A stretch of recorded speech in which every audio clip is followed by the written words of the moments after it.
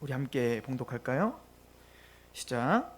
나의 복음과 예수 그리스도를 전파함은 영세전부터 감추어졌다가 이제는 나타나신 바 되었으며 영원하신 하나님의 명을 따라 선자들의 글로 말미암아 모든 믿는 순종하게 하시려고 알게 하신 바 그 신비의 계시를 따라 된 것이니 이 복음으로 너희를 능히 견고하게 하실 지혜로우신 하나님께 예수 그리스도로 말미암아 영광이 세세무고로 있을지어다. 아멘. 기도하겠습니다. 하나님 아버지, 너무나 감사합니다. 이 귀한 시간도 하나님의 은혜 가운데 우리가 있습니다. 주여, 복음으로 우리를 부르신 하나님, 그 복음으로 구원하시며 우리를 영화롭게 하실 하나님, 그 하나님의 열심과 측량할 수 없는 그 국률의 주권이 우리를 오늘도 인도합니다. 주의 말씀 앞에 서게 하시옵소서. 말씀을 보는 우리의 눈과 귀와 마음을 열어주옵소서. 성령님이 우리를 조명하시옵소서. 예수님의 이름으로 감사하며 기도합니다. 아멘. 오늘 로마서 강의 92번째로 92주로 오늘 로마서 마치는 걸로 하겠습니다. 우리가 로마서를 한번 좀 정리해 볼 필요가 있겠죠. 우리가 사도 바울이 로마서를 통해서 우리에게 또 하고자 했던 메시지가 무엇이었는지를 우리가 한번 정리해 볼 필요가 있는데, 로마서 1장은 바울이 사도로 부르심을 받은 목적은 바로 하나님의 복음을 위하여 택정받았다라고 하는 것을 강조합니다. 사도 바울은 로마서 1장 2절에 그 복음은 하나님이 선지자들을 통하여 그의 아들에 관하여 성경에 미리 약속하신 것을 전한 것뿐이지 자신이 만들어냈거나 자신이 개발하는 것이 아니다라고 하는 것을 먼저 강조를 해요. 즉, 사도 바울이 물론 다메섹 도상에서 예수 그리스도 부활의 주님을 만나고 또 아라비아에서 3년 반 동안 하나님께 직접 훈련을 받고 또 계시를 받았겠지만, 그 계시는 독특한 특별한 것이 아니라 바로 구약 전체가 우리에게 하나님께서 선지자를 통해서 선포하신 그 약속을 선포하는 것뿐이다 라고 하는 것을 사도 바울은 강조하고 있습니다. 사도 바울이 로마서를 쓴 목적을 로마서 1장 8절부터는 이야기를 합니다. 사도 바울이 지금 로마서에 복음의 정수를 써넣기 시작할 겁니다.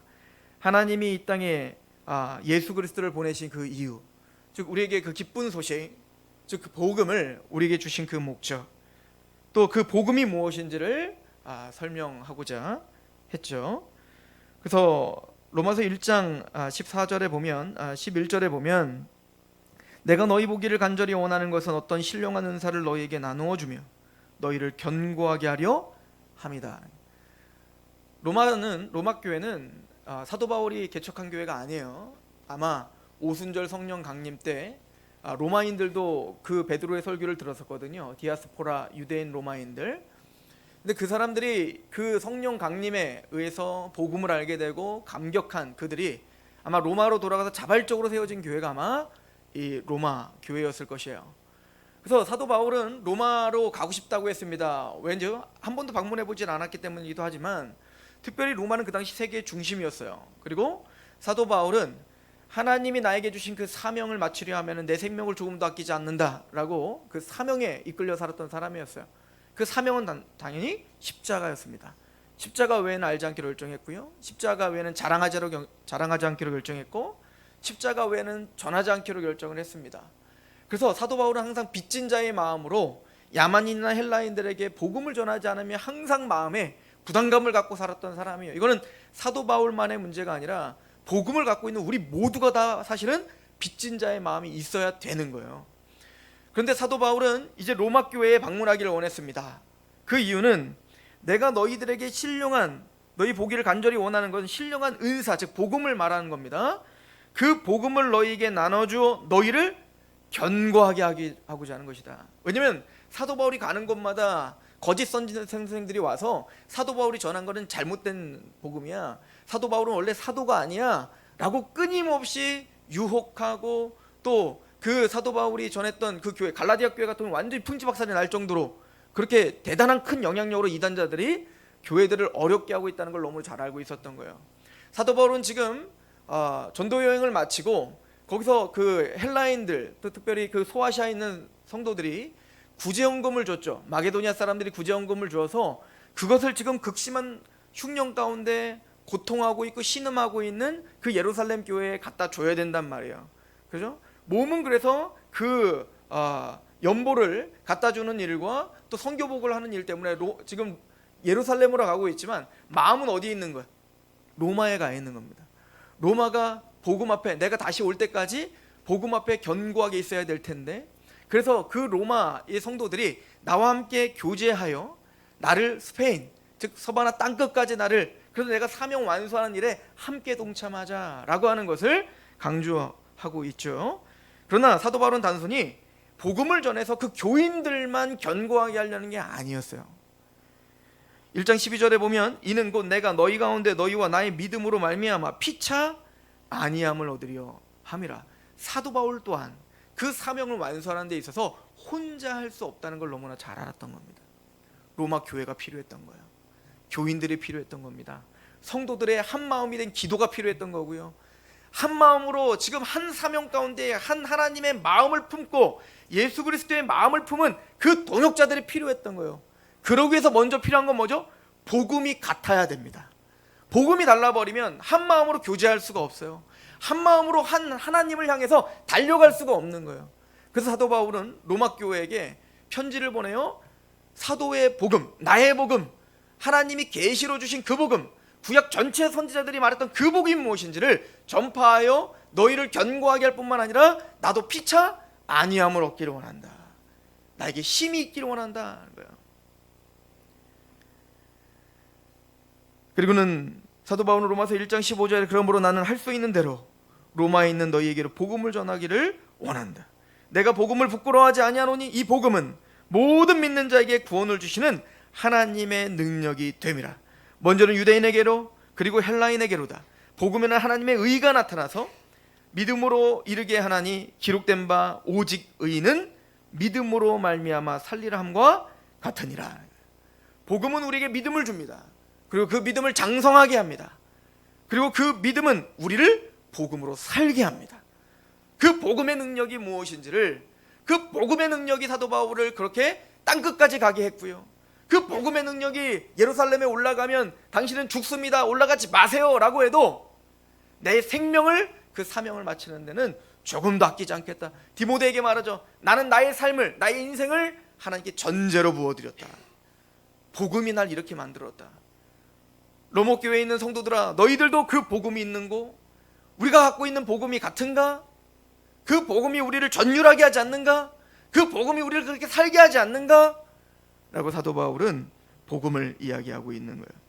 그 복음을 이야기하기에 먼저 죄를 알지 못하면, 우리가 하나님 앞에 어떤 존재인지 알지 못하면, 우리가 얼마나 영적인 파산 상태이며, 우리가 하나님 앞에 얼마나 자격 없는 자이며 하나님의 진노받기에 합당한 자인지를 알지 못하면 복음은 복음다울 수가 없는 거예요.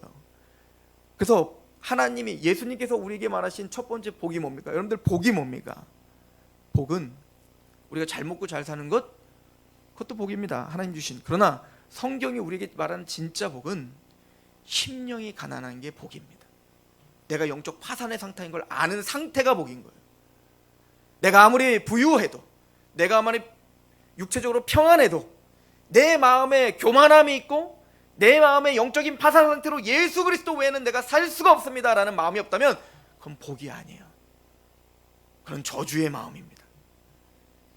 버려진 마음이라는 거예요. 세상적으로는 내가 버려진 찢기와 같고, 사도 바울이 한 얘기입니다.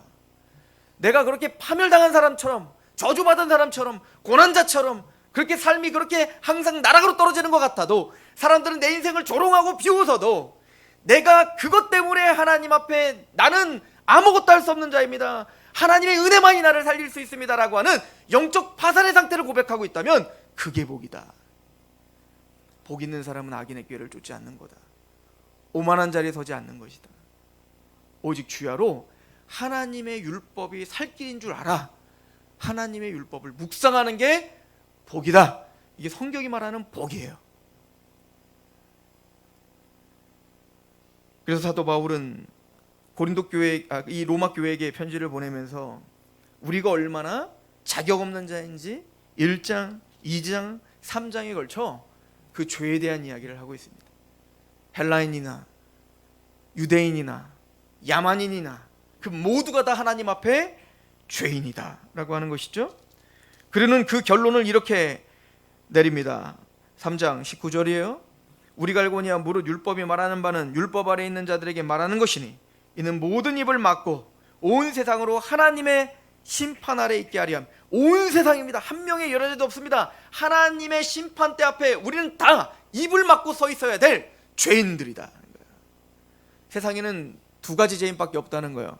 자기가 죄인인데도 불구하고 죄인인 걸 알지 못하는 죄인, 자신이 죄인인 걸 철저하게 알고 하나님 앞에 무릎 꿇는 죄인, 두 죄인밖에 없는 겁니다. 예수님 말씀하십니다. 나는 죄인, 의인을 부르러 온 게 아니라 죄인을 부르러 왔다. 건강한 자에게는 의원이 쓸데없사 병든 자에게나 의원이 쓸데없다. 이게 무슨 얘기다? 이 세상에는 건강한 자가 있다는 얘기입니까? 이 세상에 의인이 있다는 얘기입니까?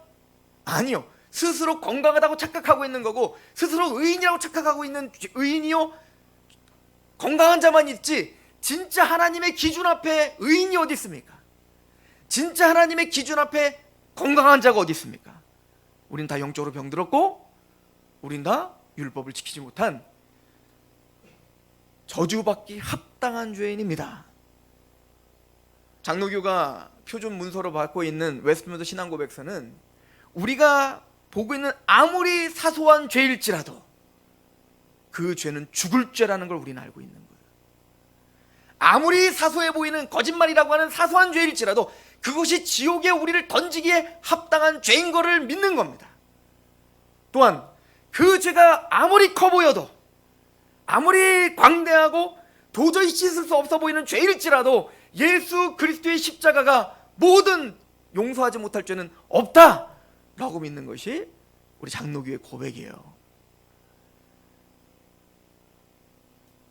우리는 하나님의 말씀 앞에, 율법 앞에 갈라디아서 3장이 말하는 것처럼 모든 율법을 항상 지키라 라고는 하나님의 의의 기준 앞에, 또한 1만 가지 율법을 지키다 한 가지만 범하여도 너는 죄인이다 라고 말하는 야고보서 말했던 그 하나님의 율법의 기준 앞에 누가 나는 건강한 자라고 말할 수 있습니까? 감히 누가 나는 의인이라고 말할 수 있습니까? 내가 의인이요, 나는 건강한 자요 라고 말하는 사람들은 예수님의 말을 빌어한다면 독사의 자식들입니다. 그랬던 사람들이 누구죠? 바리새인과 서기관들이었던 거예요. 나는 의인이라고, 나는 태어나면서 죽을 때까지 하나님 율법 다 지켰다고, 뭘 더 해야 우리가 영생을 얻을 수 있사옵나이까? 거룩하신 선생이시여. 예수님이 그 청년에게 말합니다. 누구를 거룩하다 하느냐? 거룩하게라는 말은 사람에게 칭해질 수 있는 말이 아니에요. 거룩이라는 말은 오직 하나님께만 돌려줘야 될 신적인 용어입니다. 인간은 거룩할 수 없습니다. 인간은 죄인일 뿐입니다. 그런데 우리는 세인트예요. 성도예요. 거룩한 자라고 우리가 칭함을 받았어요. 은혜인 겁니다. 자격이 되어서 거룩한 게 아니에요. 뭔가 행해서 거룩한 게 아니에요. 바리새인과 서기관들 보고 너희들은 독사의 자식이구나, 너희들은 노예다, 진리를 할지는 진리가 너희를 자유케 하리라. 우리가 언제 노예된 적이 있습니까? 우리는 자유합니다. 난 내 이성을 갖고 내 마음대로 살고 있습니다. 아니, 죄를 범하는 자마다 죄의 종이니라. 니들은 죄의 종이야, 죄의 노예라고. 아니요, 우리는 아브라함의 자손입니다. 아브라함이 또 모세의 율법을 다 지켰고 우리는 아브라함의 자손입니다. 아니, 니들이 진짜 아브라함의 자손이라면 이렇게 행할 수 없다. 아브라함은 이렇게 행하지 않았다. 너희 아비는 아브라함이 아니라 마귀니라. 즉 죄와 사단의 권세 가운데, 죄와 사단의 노예로, 죄의 종이요, 사탄의 종이요, 공중 권세 잡은 자를 따라 이 세상의 풍조를 따르는 죄인들이란 말이다. 예수님은 그걸 깨닫게 하고자 한 거예요. 사도 바울 또한 로마서 1장, 2장, 3장을 통해서 우리가 모두 죄와 사단의 권세 가운데 있는 죄인들임을 인정하게 하는 것입니다. 내가 죄인 걸 인정하지 않으면 한 발자국도 우리는 기독교인으로 나아갈 수가 없습니다. 우리가 죄인인 걸 인정하지 않으면 예수 그리스도의 십자가가 어떤 의미가 있는 거냐고요. 우리에게 우리를 좀 더 치장하는, 좀 더 멋져 보이게 하는, 좀 더 경건하게 보이게 하는 치장으로 십자가 목걸이를 하고 다닐지라도 그건 십자가를 믿는 게 아닙니다. 눈물을 흘리며 뜨겁게 춤을 추며 찬양을 할지라도 내가 정말 영적 파산의 상태요, 나는 그런 죄인입니다라는 걸 인정하지 않는다면 그 십자가는 우리에게 아무런 의미가 없는 겁니다. 사도 바울은 그래서 죄에 대해서 이야기를 하는 겁니다. 그 죄를 인정한 사람만이 20절에 이 말을 깨달아요. 그러므로 3장 20절에 율법의 행위로 그의 앞에 의롭다함을 얻을 육체가 없나니 율법으로는 죄를 깨달습니다. 율법을 지킬 수 없다. 율법을 지켜 행함으로 뭔가 진심과 정성을 다해 우리가 하나님 앞에 의롭다함을 받을 길은 없다. 그런 21절은 말합니다. 이제는 율법 외에, 그래서 이제는 율법 외에 하나님의 한 의가 나타났으니 율법과 선지자들에게 증거를 받은 것이라. 뒤에는 애국 군대가 쫓아와야 돼요. 앞에는 홍해로 막혀야 됩니다. 그래야 내가 아무것도 할 수 없는 자라는 걸 깨달을 수 있는 겁니다. 뒤를 돌아 도망가더라도 애국 군대를 당해낼 수가 없다는 걸 알아야 돼요. 앞에 내가 힘있게 물을 헤치고 가려고 해도 앞에 그 바다가, 망망한 바다가, 도저히 내가 건널 수 없는 바다가 있다는 걸 알고 난 여기서 죽을 수밖에 없구나, 난 여기서 그 애굽에 수많은 무덤들이 있는데 날 여기서 죽이려고 하느냐라고 하는 아우성이 나와야 돼요. 하나님의 율법, 하나님의 말씀을 보고 이걸 어찌 지킵니까? 이렇게 지켜 구원받을 사람이 어디 있습니까? 하나님, 내가 이 말씀을 다 지켜 어찌 하나님께 인정받을 수 있습니까? 이러한 자기 자신의 모습을 직면해야 돼요. 하나님 앞에 내가 얼마나 보잘것없는지, 하나님 말씀을 내가 한 톨도 지키지 못하는 이런 망령된 사람인지 직면하셔야 돼요.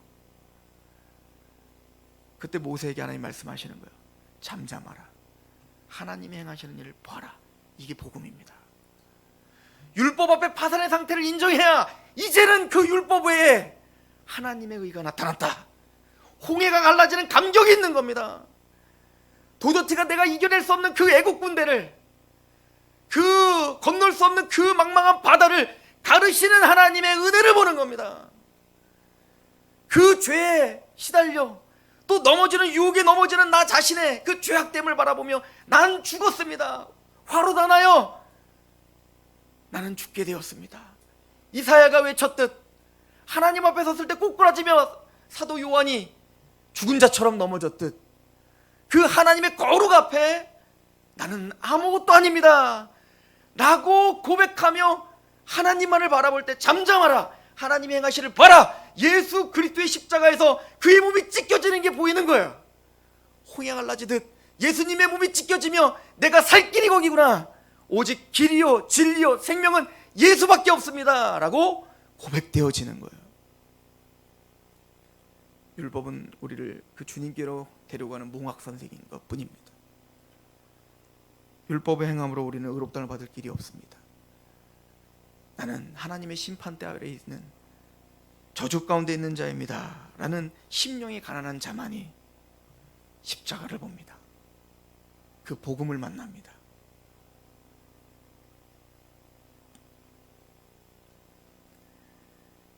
그래서 사도 바울은 그 죄를 인정하게 하고 이제는 율법에 하나님의 한 의가 나타났으니 율법과 선지자들에게 증거를 받은 것이라. 곧 예수 그리스도를 믿음으로 말미암아 모든 믿는 자에게 미치는 하나님의 의니 차별이 없느니라. 모든 사람이 죄를 범하였음에 하나님의 영광에 이르지 못하더니 그리스도 예수 안에 있는 속량으로 말미암아 하나님의 은혜로 값없이 의롭다 하심을 얻은 자가 되었느니라.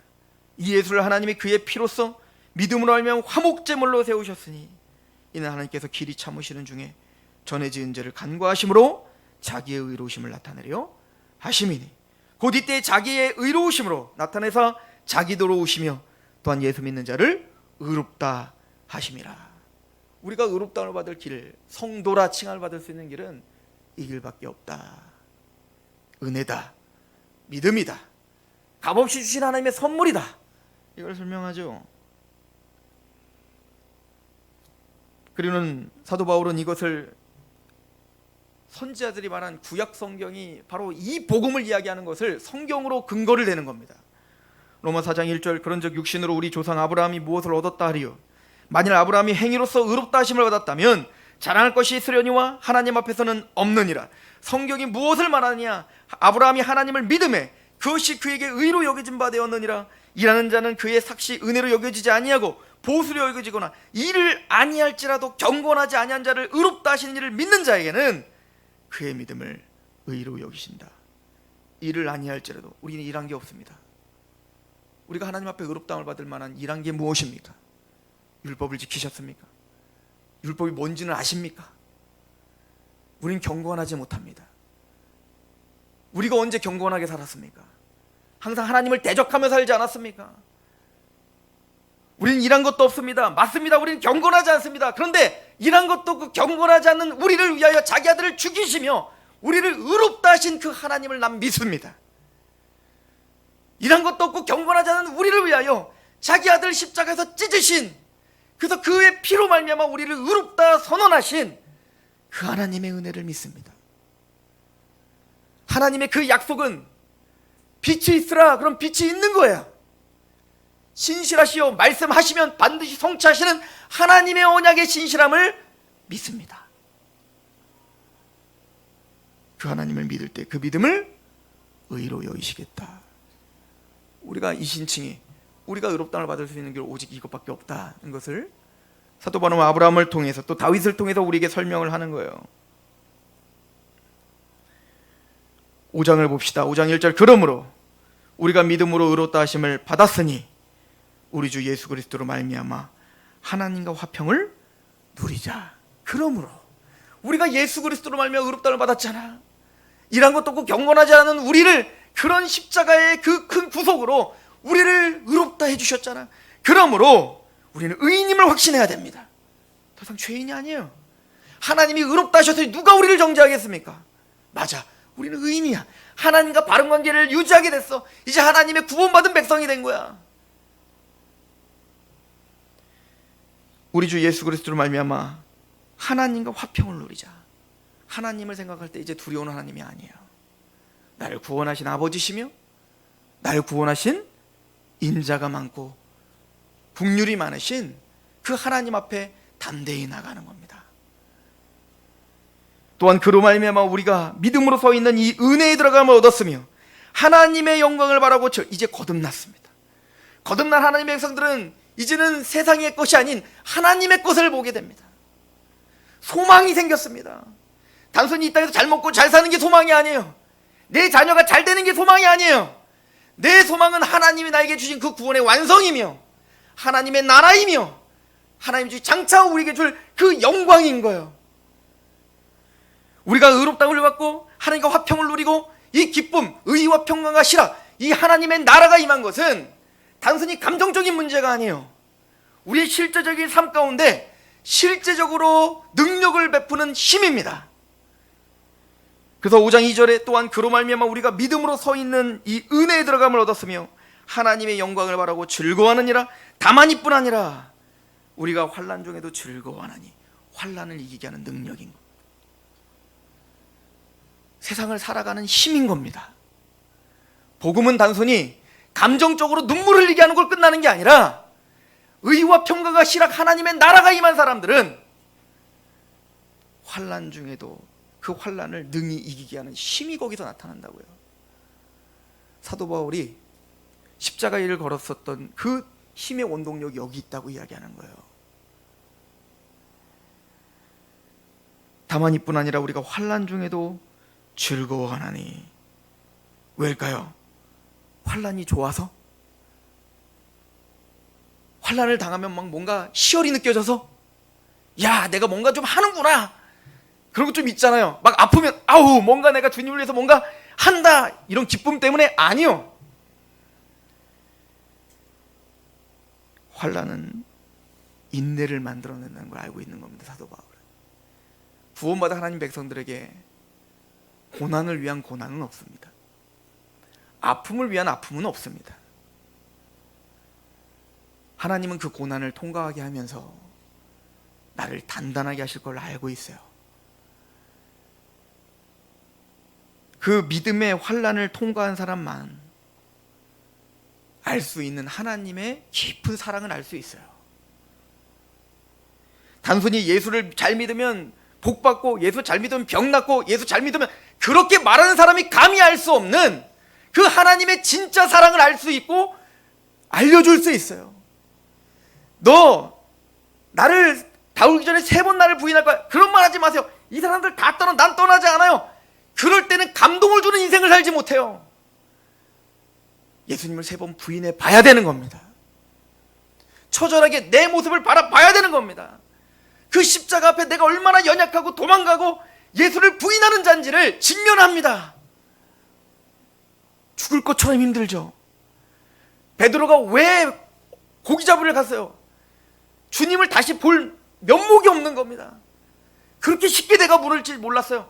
그렇게 쉽게 내 신앙이 이렇게 와라로 무너질 줄 몰랐다고요. 근데 그 앞에 직면해야 돼요. 그런 자기를 또 찾아와 주시는 주님의 은혜를 봐야 되는 겁니다. 나는 죽었다 깨어 당신을 떠나지 않을게요. 칼을 빼고 말고의 귀를 자를 때 너 참 잘한다 라고 주님이 찾아오시는 게 아니라, 내가 실패의 그 자리에, 주님을 부인하는 그 자리에 주님께서 또 나를 찾아오시는 그 은혜를 보는 거예요. 그런 베드로가 목회를 해야 되는 겁니다. 제가 알고 있는, 저랑 친한, 제가 너무 좋아하는 후배 우리 목사님이 계세요. 저쪽 순복음 쪽에서 목회를 하시는데 큰 교회입니다. 다 아는 교회입니다. 모를 수도 있습니다. 근데 거기서는 이제 성도들이 힘들다고 와서 이렇게 하소연을 한대요. 그러면 모든 성도들이 훈련을 한답니다. 내가 이것 때문에 시험 들었고 이것 때문에 힘들고, 그러면 손을 딱 잡고 그런대요. 주 예수, 주 예수. 장난하는 게 아니에요. 진짜 그 큰 교회가 다 그러고 있다요. 뭐 마약 맞는 것도 아니고. 나중에는 교회에서 힘들다는 얘기를 못 하겠는 거예요. 믿음 없는 거니까. 아니, 그렇지 않아요. 믿음 있는 사람도 아우성 칩니다. 믿음 있는 사람도 원망할 수 있습니다. 그런 실패를 경험한 베드로여야 초대교회 그 엄청난 핍박이 왔을 때 얼마나 많은 사람들이 배도하며 주님을 떠났습니까? 그때 베드로는 그를 비난했겠습니까? 아니면 그를 위해서 눈물을 흘리며 기도했겠습니까? 저는 기도했다고 봅니다. 자신의 모습이 보였겠죠. 내가 그랬어. 참기가 힘들지, 견디기가 힘들지, 맞아, 나도 그랬어. 그리고 그를 위해서 기도해 주지 않았을까요? 저는 그게 감동을 주는 인생이라고 봅니다. 예수님도 그렇게 하셨습니다. 가늠하다 잡혀온 여인에게 너는 뭘 잘못했냐? 그걸 비난하지 않았습니다. 나도 너를 정죄하지 않아. 누가 너를 정죄하니? 용서가 그 사람을 바꾸는 거예요. 사랑이 그 사람을 변화시키는 거예요. 절대 비판이 사람을 변화시킬 수 없고 공격이 그 사람을 바꿀 수 없습니다.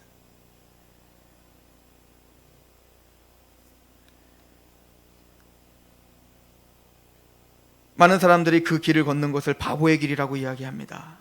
그 길을 걷는 것을 약한 자가 걷는 길이라고 이야기합니다. 그렇게 해서는 세상에서 승리할 수 없다고 말합니다. 조롱합니다. 네 소망, 눈에 보이지도 않는 그 소망, 하나님의 소망, 복음의 소망, 그 영광스러움, 네가 그리스도를 닮아가는 거 잘해봐라. 난 잘 먹고 잘 살 테니까.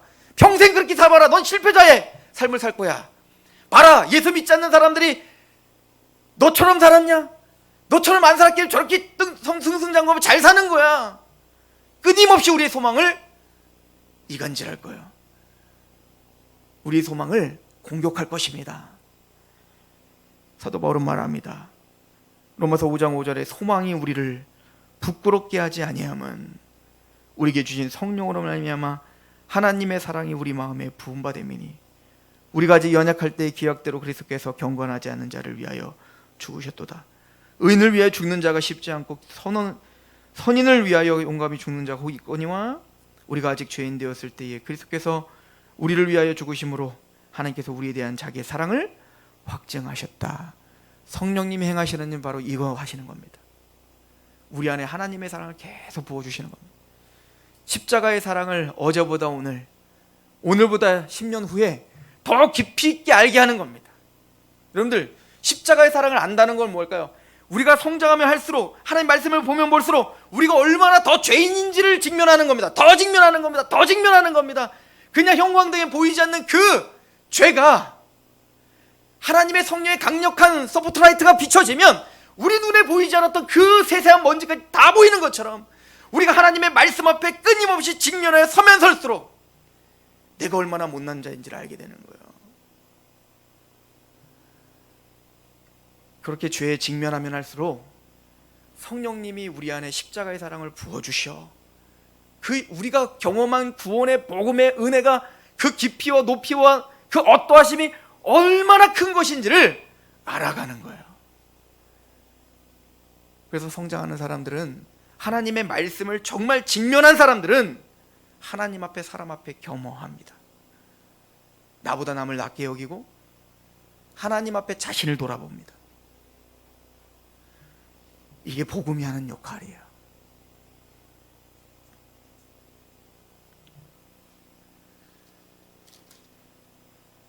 사도 바울은 로마서 6장에 이렇게 말합니다. 6장 1절, 그런즉 우리가 무슨 말하리요? 은혜를 더하게 하려고 죄에 거하겠느냐?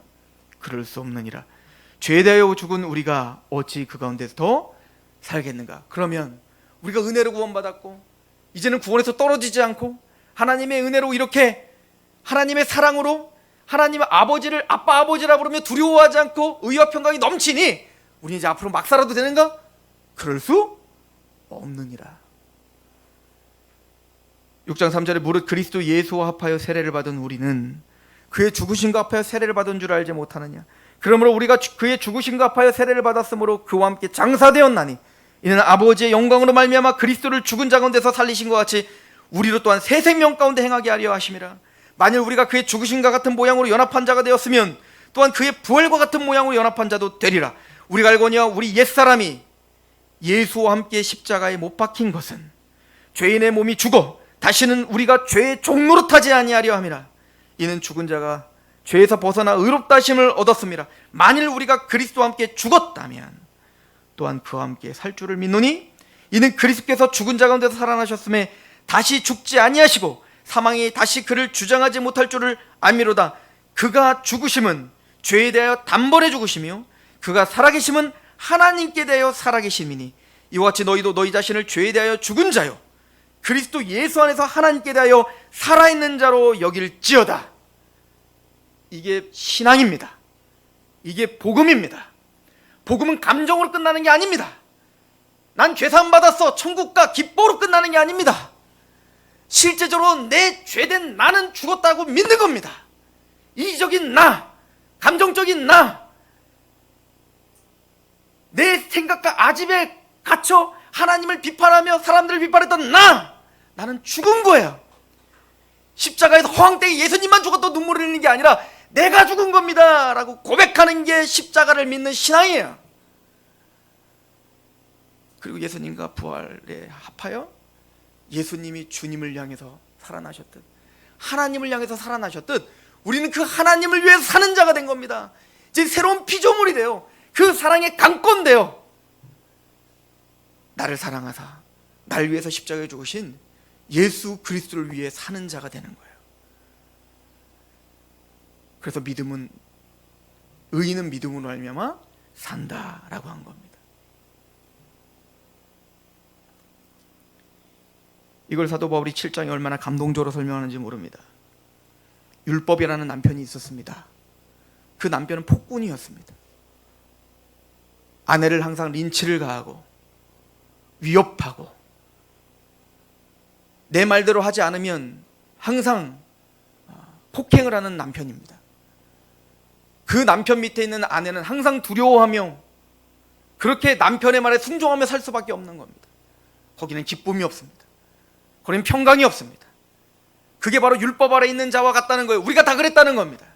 뭔가 하나님 말씀대로 살지 않으면 우리는 뭔가 저주받을 것 같고 징계받을 것 같고, 예배드리지 않으면 뭔가 차가 뒤집힐 것 같고, 그래서 우리는 예배드리고, 그래서 우리는 복받으려고 우리는 열심히 율법을 지키고, 그래서 뭔가를 했었어요. 이건 참된 신앙이 아닙니다. 근데 그 율법이 죽은 겁니다. 그 남편이 죽고 새로운 남편을 만났습니다.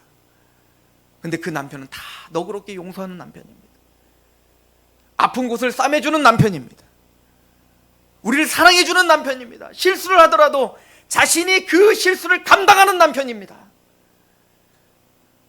그럼 그 아내가 잘 만났다, 이제 폭군인 남편 죽었고 이 나를 위해주는 남편, 바보 같은 남편 만났으니 이제 앞으로 막 살아야지, 이게 진짜 사랑일까요? 정말 그 폭군 아래에 있었던, 해방되어 그 사랑하는 남편을 만났을 때 얼마나 더 극진히 그 사랑하는 남편을 사랑하는 마음으로 살겠는가? 그게 합당하지 않겠는가? 율법의 폭군이 죽고 예수 그리스도의 십자가로 우리는 새로운 삶을 사는 자가 되었다.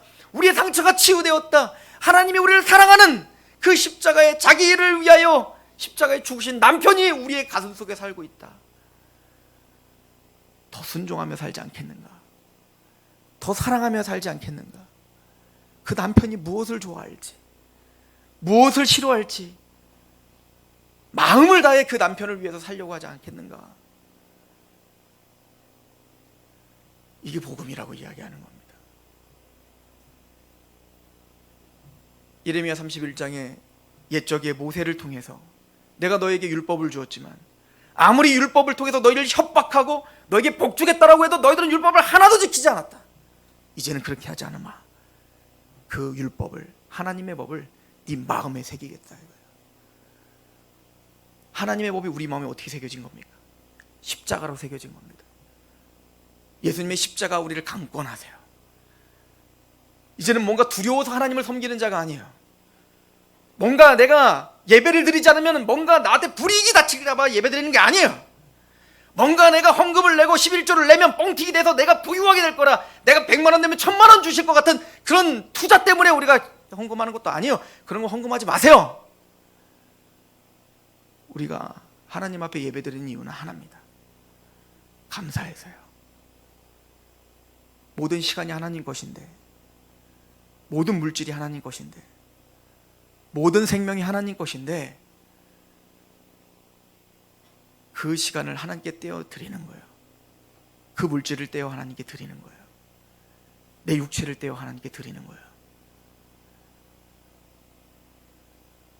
그러나 로마서 7장은 그런 우리가 마음을 다하고 뜻을 다하고 목숨을 다해 하나님을 사랑해야 되지만, 하나님의 말씀대로 살아야 되지만, 우리는 또한 넘어지고 쓰러지고 또 죄 가운데 넘어지는 자들이다.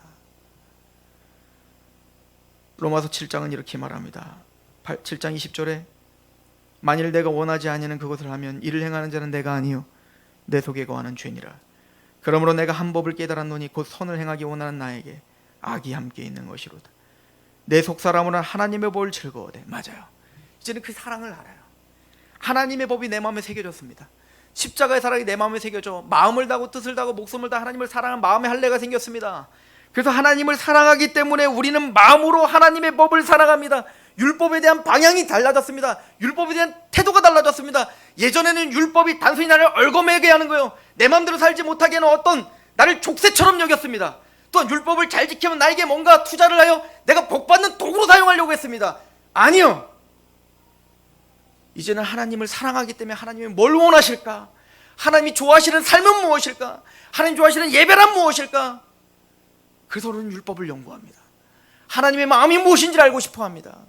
마음으로 하나님 법을 즐거워합니다. 그런데 내 지체 속에 한 다른 법이 나를, 마음의 법과 싸워 내 지체 속에 있는 죄의 법으로 나를 사로잡는 그 죄의 강력한 힘을 보게 되는 거예요. 하나님 말씀을 지키고 하나님 말씀 살려고 하면 할수록, 하나님을 사랑해서 그렇게 살려고 하면 할수록 나의 무가치함만 보여지는 거예요. 또 넘어지고 또 넘어지고 또 쓰러지는 겁니다. 복음은 우리를 공고한 사람이라 고백하게 만듭니다. 오라 나는 공고한 사람입니다. 오라 나는 비참한 사람입니다. 마음으로 하나님 법을 사랑하는데 내가 또 실패했군요. 또 내가 넘어졌군요. 이게 마음 아픈 거예요. 하나님 앞에, 사람 앞에, 내 마음 앞에 그렇게 살지 못하는 나를 바라보며 매일매일 웁니다. 심령이 가난 자는 복이 있나니 천국이 저희 것입니다. 그리고 심령이 가난 자는 반드시 애통하게 되어 있습니다.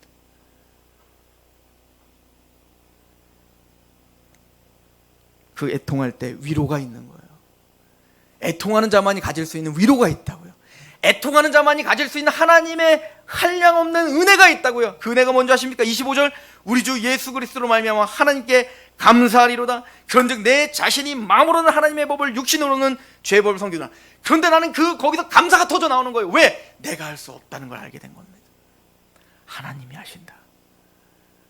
하나님의 은혜가 아니라면, 내가 구원받는 것도 100% 하나님의 은혜지만, 내가 거룩하여 그리스도의 장성한 분량으로 자라는 것까지도 하나님의 은혜가 하시는 것이다. 난 알파와 오메가라 하시는 예수 그리스도가 말처럼 착한 일을 시작하신 이가 예수 그리스도 날까지 우리를 이루실 줄 확신하노라 라고 말한 것처럼 사도 바울은 그 확신이 있었던 거예요. 내가 구원받는 것도, 내가 거룩하게 돼 영광스러운 자리까지 가는 것도 나는 아무것도 할 수 없는 자입니다. 하나님의 은혜가 아니라면 성화될 수도 없습니다. 8장 1절, 그러므로 이제 그리스도 예수 하는 자는 결코 정죄. 거기서 이 찬양이 터져 나오는 거예요. 이런 난데, 그런 난데, 그럼에도 그리스도 안에 있는 자에게는 결코 정잠이 없다.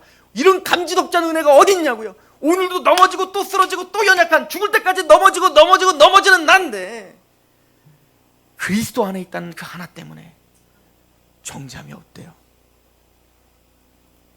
왜 이런 은혜가 우리에게 오는 겁니까? 성령님 우리의 마음에 보증이 되셔서, 우리가 빌바를 알지 못하지만 성령은 말할 수 없는 탄식으로 눈물 흘리며 지금도 우리를 위해서 간구하신답니다. 그 성령 하나님의 탄식하시는 간구로 말미암아 사랑하는 자, 그 부르심대로 부름받은 하나님의 사랑하는 자는 합력하여 선을 이룬다는 겁니다. 왜 우리가 실패가 없는 줄 아십니까? 지금은 넘어지고 쓰러지는 것 같아도 왜 구원받은 자의 이 소망을 그 어떤 누구도 무너뜨릴 수 없는 줄 아십니까? 성령님이 말할 수 없는 탄식으로 지금도 저와 여러분들을 위해서 간구하고 계시다고요. 합력하여 선을 이루게 한다고. 때로는 넘어집니다, 쓰러집니다, 연약합니다. 그런데 그 모든 것 가운데 연약한 그 자리에서만 깨달을 수 있는 은혜를 알게 합니다. 야곱이 형을 속이고 아버지를 속이고 라반네로 도망갑니다.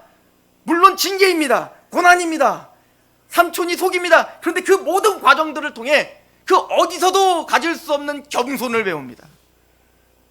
하나님 앞에 무릎 꿇는 법을 배웁니다. 구원받은 자라는 실패가 없는 거예요. 고난입니다. 우리가 자초한 징계일 수 있습니다. 뒤를 돌아보면 하나도 약이 안 된 것이 없어요. 합력하여 선을 이루시는 그 하나님의 지혜가 우리를 이끌고 있는 거예요. 왜 이런 은혜가 있습니까? 자기 아들을 아끼지 않고 내어주신 이가 무엇을 주지 않겠는가? 하나님은 우리의 구원을 위해, 우리 구원의 완성을 위해 자기 아들을 죽이기까지 하셨습니다. 천지를 창조하신 하나님이신 예수를 아버지께서 죽이기까지 하셨는데 우리에게 구원의 완성을 주지 않겠습니까? 여러분들 도중에 탈락시키겠습니까? 여러분들 도중에 버리시겠습니까? 이스라엘이 광야에서 하나님 말씀을 죄다 어긴다고 하여 이스라엘 백성들 요단강을 건너 가나안 땅을 정복하지 못하게 합니까? 아니요. 내가 너희를 택한 것은 너희가 수요가 많아서가 아니야. 내가 너희를 택한 것은 너희가 공의로워서도 아니야. 너희가 정직해서도 아니야. 아브라함과 이삭과 야곱의 약속한 그 약속 때문이야.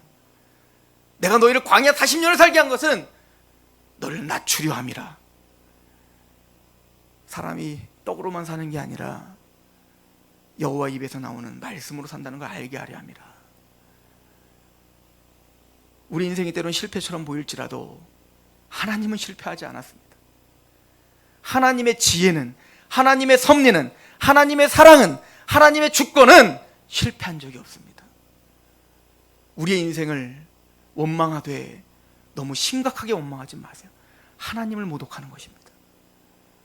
하나님이 나에게 허락하신 그 사람을 너무 심각하게 비난하지 마세요. 그 사람을 통해서 이루실 하나님의 뜻을 무시하는 겁니다.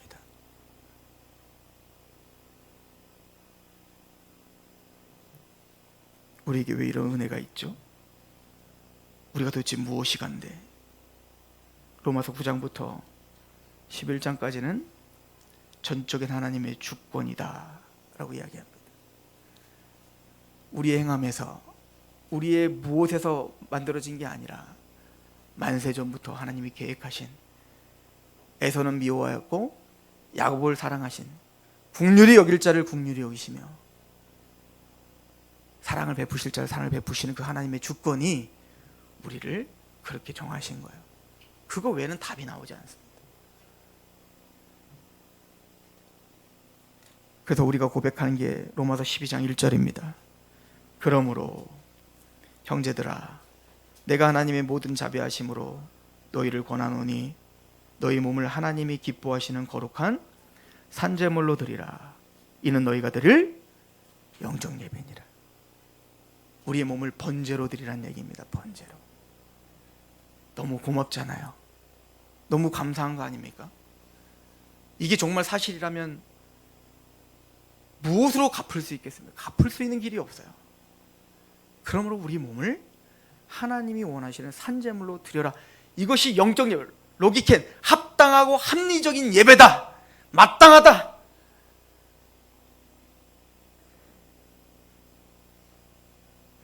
(12장 2절에) 그러면 우리가 산제물이 된다는 건 뭐죠? 너희는 이 세대를 본받지 말고 오직 마음을 새롭게 함으로 변화를 받아 하나님의 선하시고 기뻐하시고 온전하신 뜻이 무엇인지 분별해라. 너의 감정대로 살지 마라. 네 생각대로 살지 마라. 세상의 그 풍속대로 살지 마라. 이 세대를 본받지 마라. 마음으로 새롭게 변화를 받아 하나님의 선하시고 기뻐하시고 온전한 뜻이 무엇인지 분별해라. 하나님의 말씀 앞에 서 있으라는 얘기인 거예요.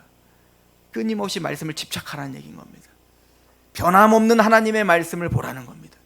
세상은 바뀌고 내 감정은 변화되고 내 생각은 변화될지라도 항상 태초부터 마지막 때까지 변함없이 우리에게 하나님의 기준을 알려주고 있는 말씀 앞에 분별하라는 것입니다. 교회에서는 어떻게 해야 될지, 내 생각대로 교회에서 어떻게 해야 될지 정하지 마세요. 12장 3절부터 13절까지 교회에서 어떻게 해야 될지를 말하고 있습니다. 그냥 그거 보세요. 그거를 집착하세요. 그리고 그거 외엔 넘어가지 마세요. 이게 우리가 산제물이 돼야 되는 겁니다. 우리를 박해하는 세상을 향해서 어떻게 해야 될까요? 14절부터 20절까지 얘기하고 있습니다. 이게 산제물이 되는 방법입니다.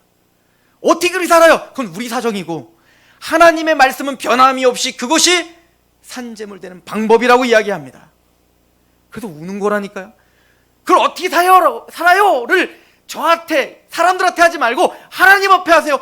어떻게 살아요? 그리고 우세요. 내 마음으로는 하나님의 말씀을 살고 싶은 마음으로 원이로 돼. 나는 어떻게 살아요? 라는 고백이 나옵니다. 내 생각이, 내 감정이 날 또 사로잡아 날 또 쓰러지게 합니다. 어떻게 해야 됩니까?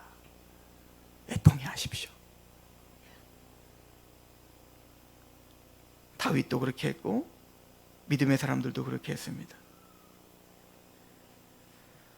그 복음 가운데 있는 하나님의 사람은 13장 8절에 사랑은 율법의 완성이다 라고 말하죠. 그런 14장은 말합니다. 믿음이 연약한 자들을 너희가 받되 그의 의견을 비판하지 말라. 우리가 힘들었던 구절들이 막 이제 그냥 초반은 너무 좋아요. 우리를 사랑하신대, 은혜래, 주권이래. 근데 뒤로 갈수록 읽기 싫은 거예요. 내가 십자가의 일을 걷기 싫은 거죠.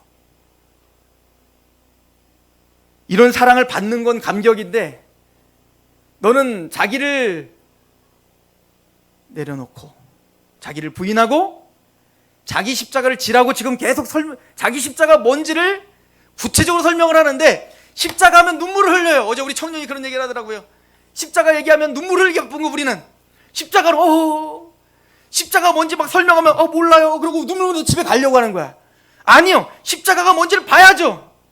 교회에서 우리가 십자가가 뭔지, 세상에서 우리가 십자가가 뭔지, 가정에서 내 십자가가 뭔지, 복음으로 우리가 산다는 게 뭔지, 그런 고민이 없으면 애통이 없습니다. 애통이 없으면 하나님 주시는 위로가 없다고요. 사도 바울은 교회에게 그렇게 말하는 겁니다. 사랑이 율법의 완성이야. 그리고 그 사랑은 용납하는 겁니다. 비판하지 말라.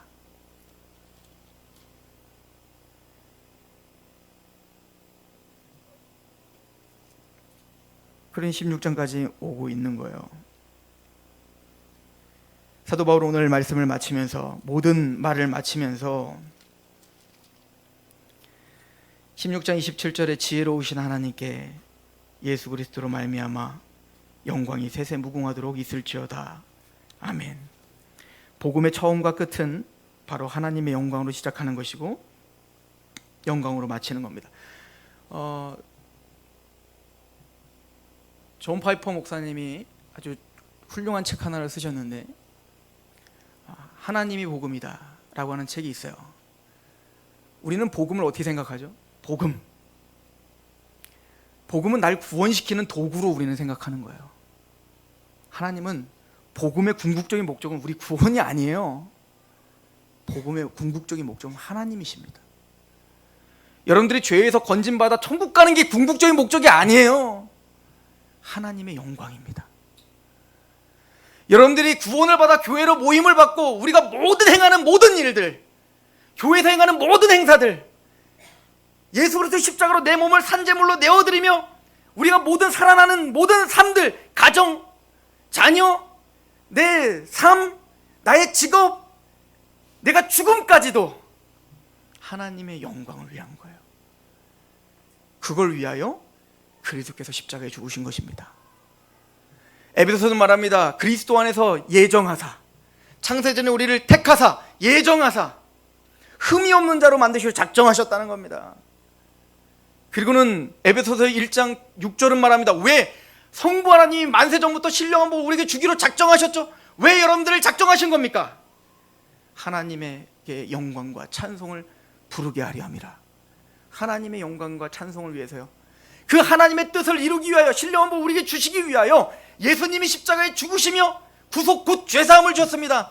하늘의 것과 땅의 것이 예수님의 십자가로 통일되었습니다. 하나님의 뜻이 여러분들에게 십자가를 통해서 성취되었습니다. 왜 여러분들을 구원시킨 겁니까? 왜 예수님이 십자가에 죽으신 겁니까? 에베소서 1장 12절은 말합니다. 너희가 하나님의 영광과 찬송이 되게 하려 하심이라. 단순히 영광과 찬송을 부르는 사람이 아니라 우리 존재 자체가 그냥 하나님의 영광이 되게 하기 위해서, 하나님의 찬송이 되게 하기 위해서 성부 하나님이 계획하신 걸 성자 예수님이 완성하십니다. 그리고 완성하신 복음을 여러분들의 마음을 열어 인쳐주시고 믿음을 주시고 여러분들이 적용시키십니다. 성령님이 말할 수 없는 탄식으로 여러분들을 위해서 간구하십니다. 왜 그렇게 하시는 겁니까? 그 안에서 하나님께 영광과 찬송을 부르게 하려 함이라. 우리의 인생의 목적은 우리 때문에 땅에 더럽혀진 하나님의 거룩한 이름을 다시 회복하는 것입니다. 예배가 없었던 내 마음에 하나님의 영광을 인정하고 하나님을 찬양하는 예배자가 되게 하기 위함입니다. 사도 바울이 왜 미친 듯이 서바나까지 가야 됩니까? 왜 죽음을 가고 예루살렘에 올라갑니까? 어떻게 될지 몰라요. 그러나 그렇게 맡은 자에게 충성을 다하며 나의 인생을 통해, 내 발걸음을 통해, 나의 말을 통해, 나의 표정을 통해, 이 교회를 통해, 이 가정을 통해, 나의 인생을 통해 하나님 영광 받기를 원하나이다. 그 놀라우신 하나님의 영광스러움을 바라보며 그 소망을 부끄러워하지 않는 교회요 우리가 되기를 축원합니다. 기도하겠습니다. 하나님 아버지, 사도 바울을 통하여 복음을 알게 하셔서 감사합니다. 나의 경험과 나의 아집과 나의 감정으로 하나님을 만들어내지 않게 하시옵소서. 내 어떤 것으로 신앙과 믿음을 만들어내지 않게 하시옵소서. 이 세대를 본받지 말고 오직 신실하신 하나님의 뜻이 무엇인가 분별하게 하시옵소서. 하나님 앞에, 사람 앞에 겸비하게 하시옵소서. 예수 그리스도의 이름으로 감사하며 기도합니다. 아멘.